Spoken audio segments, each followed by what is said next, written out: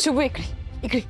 श्रावणी, income टॅक्सची red पडली आणि तुझं काय चालू हे आहे? बघ शुभू, सरकारी काम आहे, त्यात आपण अडथळा आणायला नको. असं काय पण करतोस? बघायला नको काय मला? तू चल, तू खाली चल, मी तुला सगळं सांगते. ये इकडे चल. श्रावणी, अगं श्रावणी काय करायला लागलीस? चल रे, चल तू इकडे बाहेर ये. श्रावणी, अगं ऐक ना, काय करायला लागलीस? श्रावणी, मला इथं का घेऊन आलीस? मला त्यांच्याशी बोलायचं आहे. काय बोलणार आहेस तू त्यांच्याशी? घरावर इन्कम टॅक्सची रेड पडली आहे, मला बोलायला नको का त्यांच्याशी?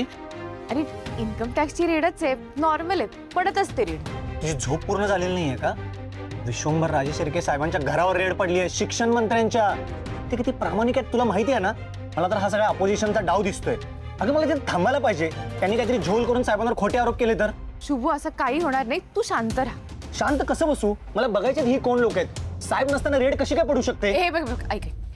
शुभू, तूच म्हणालास ना बाबा एकदम प्रामाणिक आहेत, मग कशाला घाबरायचं?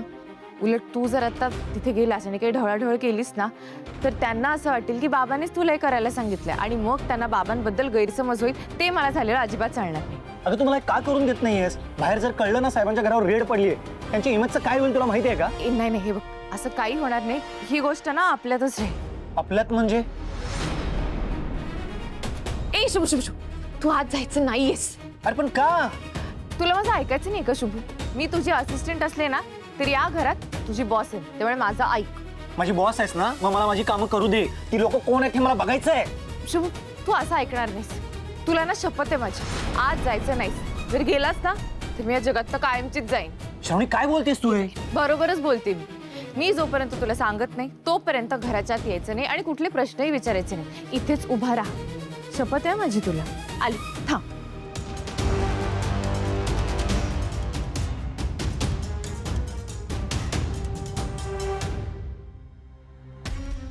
अहो मॅडम, ओ ऐका जरा, हे सगळे दागिने माझे आहेत आणि या सगळ्याच्या पावत्या पण आहेत.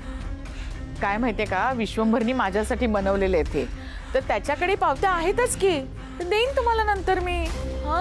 आणि तुम्ही हे जे काय करायलाय ना, ते एकदम चुकीचं करायलाय. तुम्हाला ठाऊक नाही कोण आहेत त्या? मंत्री साहेबांच्या बहीण आहेत. ए बहिणीची चमची, गप्प राहा. सरकारी कामात अडथळा आणलास ना, जेलची वारी घडेल. नको नको करा की, मी काय अडथळा नाही करत, तुमचं काम करा.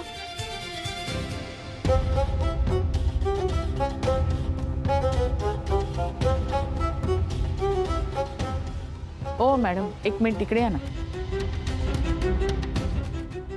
मी काय म्हणते, हे जे काही सगळं आहे ना, हे आपण काहीतरी देणं घेणं करून संपून टाकूया ना लवकर.